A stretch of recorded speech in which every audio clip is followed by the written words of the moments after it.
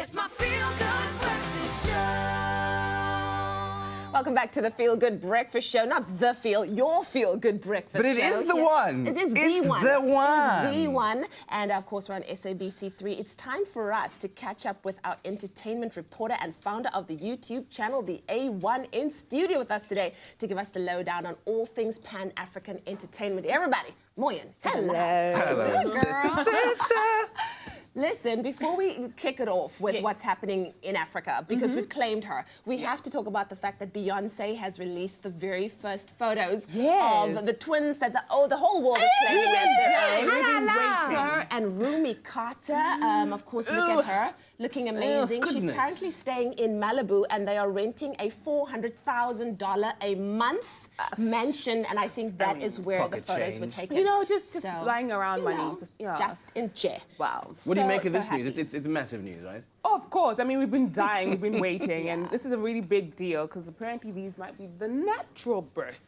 So that's Jay-Z kind of hinted in his album, so it's a really big deal for them. Amazing. Well, we're so happy and we can't wait to see more pictures. I did zoom in and already they're looking like their daddy, which I'm not so happy That's about. amazing. I think that's amazing. Their daddy is a human being.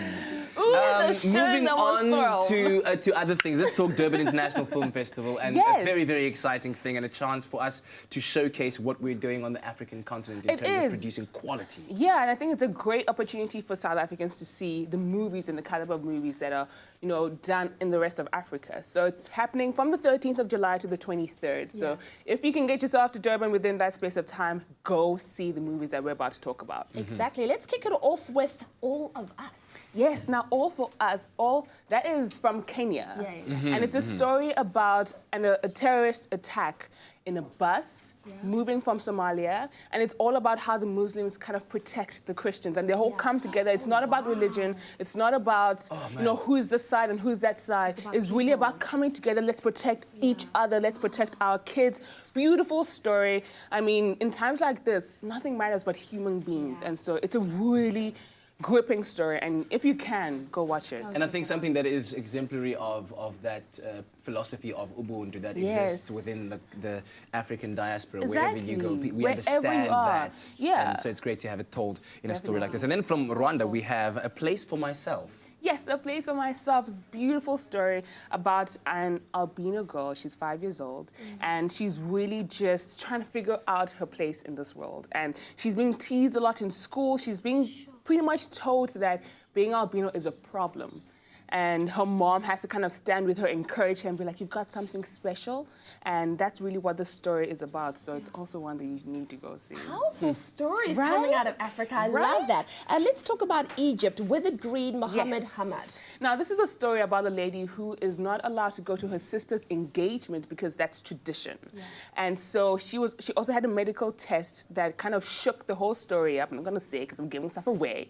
But then she kind of gets this boldness to just be her and just leave tradition. It's not necessarily about, we do this because of that, but why do I want to do it? And so it's really about leaving tradition aside and going for just, I mean, she can't even attend her sister's engagement, you know? So it's like, move away tradition, let me just be an amazing human being. And so another one you should watch. All right, and then all the way from Ghana, we've got one, is it Potato Potato? Potato Potato. It's a nice, fun, very comedic movie, and it's about a married couple, well, now they're divorced, and they have to stay together in the same house. So now imagine that storyline, and then add it an African drama aspect to it, so ×5 if you wanna, and it's just incredibly funny. It did very well in Ghana, and so if you can, this is gonna be a funny one, a very funny one. I think a producer out there needs to make a comedic movie, because my Instagram has been blowing up with the guys from Cracks TV about how the people in Ghana are trying to make like their own jollof rice.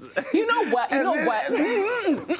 If you don't know, West African, there is a long-term debate that jollof rice in Ghana is better than jollof rice in Nigeria. I'm from Nigeria, so don't mess with Nigeria. There we go. Can somebody write the script already? Call it jollof. I mean, we've had even CEOs be part of this, from like Facebook CEO, be part of this. It's a huge thing. Don't mess with us, Kat. Don't go there. Don't mess. Sorry. Don't mess. Well, to find out more about what's happening, whether it's the jollof rice from Nigeria Nigeria or wherever. You can follow Moyin on the YouTube channel, the A1 TV, on social media at the A1 TV. Check it out. Come Jollof, make it for jollof. us. Come make it for us.